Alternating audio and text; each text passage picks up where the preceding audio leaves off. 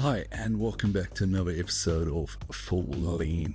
As you know, we published our first episode last week, and obviously with new shows, there's always some teething issues. So today we're going to bring you the second part of that interview. So we'll be catching up with mid-conversation with myself and Donovan.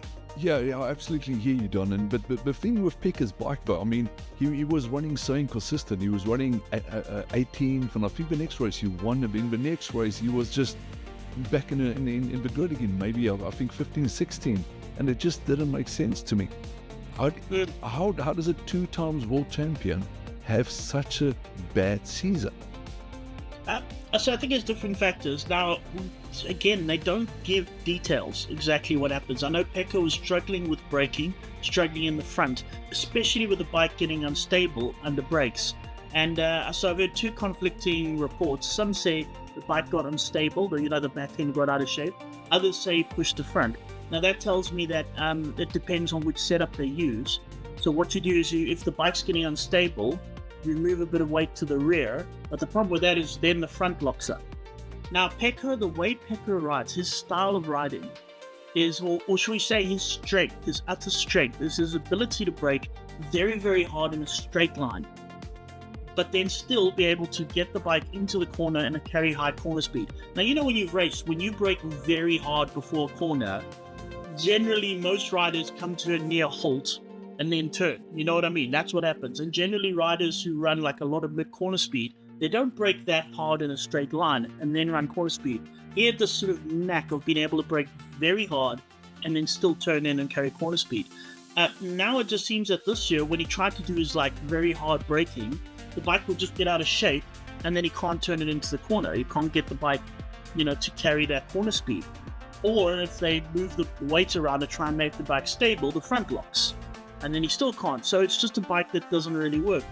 Where Marquez, now of course then the usual, Marquez could do it, where Marquez's strength, and this he developed from the Honda a bit before that, is he has the uncanny ability to go into a corner still very hard on the brakes. Where other riders let go a lot more, he goes in very, very hard. Now the Honda, when he was riding the Honda, you had to load the frontal locks on that Honda, otherwise it just keeps going.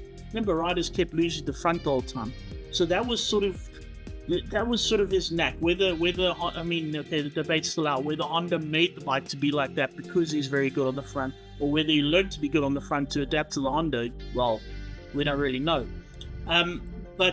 So what Marquez could do is not brake as hard in a straight line and get the bike unstable, but then he makes up for not braking hard in a straight line by still running a lot of brakes in the corner itself. So he was still able to brake late and then just brake longer, whereas Pecco's style is to brake a lot now and then brake less with lots of corner speed. But it didn't work. And you can't. Herein lies the problem. I mean, it's all good saying, yeah, but you must adapt. Riders must be flexible and you must work to the bike.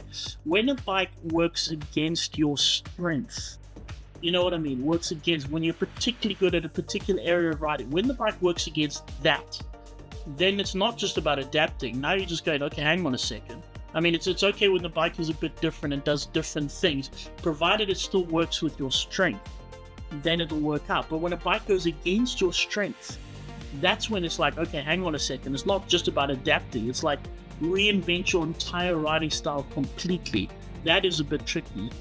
And that's sort of where Pecco was. The bike was not working to his strength. It was working against his strength. And I think a lot of it just became kind of psychological at the same time. When you keep trying to ride this bike, that's just not working for you. It just doesn't want to do what you want it to do. At the same time, your teammate is winning. And you've got everybody whoop up on your team and everything like that. It screws you up. If they just managed to come up with the solution that he could ride more confidently, I think he would have had less problems later on. And I think later in the year, he's just sitting there going, well, I don't know what to do anymore, And it's hard for a rider. It's very difficult. I mean, especially when you're multiple champion. Now your teammate's winning, and now you just can't get this damn thing to work. Similarly, we've got, my compatriot is old Brad Binder. He's on there. He's on the KTM. And yeah, you look at the way things have changed there. Now, Binder was always been a sideways rider. Even when he was in Moto3, he used to get a Moto3 sideways on the brakes. That's how he is. Moto2, I mean, his back wheel very rarely followed his front wheel. It just didn't happen. When he moved to MotoGP, he could still, the really good ride. You could see the rides where Binder did very well, where he was either one or he's riding up front, is when the bike was out of shape. That just means he's happy, he's confident. But now the modern day style of building a motorcycle is, especially with they do a lot of computer simulations and all that kind of thing. And they've worked out the fastest way to get a motorcycle around the racetrack, wheels in line. So let's build a bike that's wheels in line because that'll be the fastest. You look at a lot of the bikes, they do not get it. I mean, they do get out of shape here and there, but generally the bikes do not get as sideways as they did even 2 or 3 years ago. They just don't. They're a lot more wheel in line. And now Binder's been given this bike designed by a computer saying, well, wheels in line, please keep your wheels in line. Binder's dead, but I don't want to keep my wheels in line. I like going sideways. Well, now you have to keep your wheels in line. Yeah, but my strength is because when you get a bike sideways, remember, the more sideways you go, the more the back wheel starts taking some of the strain of the braking and the less on the front. So you can actually, this sounds weird. I mean, okay, now this is us mere mortals talking here. Generally, when we go sideways on the brakes, you go, and then bits of poo comes out, and you usually go off the track or you crash. So for riders like this, when a bike goes sideways, they go, great, there's less weight on the front, I have to brake harder on the front. And he found that when the bike went sideways, he could brake harder later than he normally would. But now he's been given this bike that when it doesn't really want to go sideways, instead it locks the front. Now what do you do? Well, there we have it. Another little bit of interesting information around the 2025 GP. Thank you so much for that, Donovan. Guys, if you enjoy what we're doing, please click like and subscribe.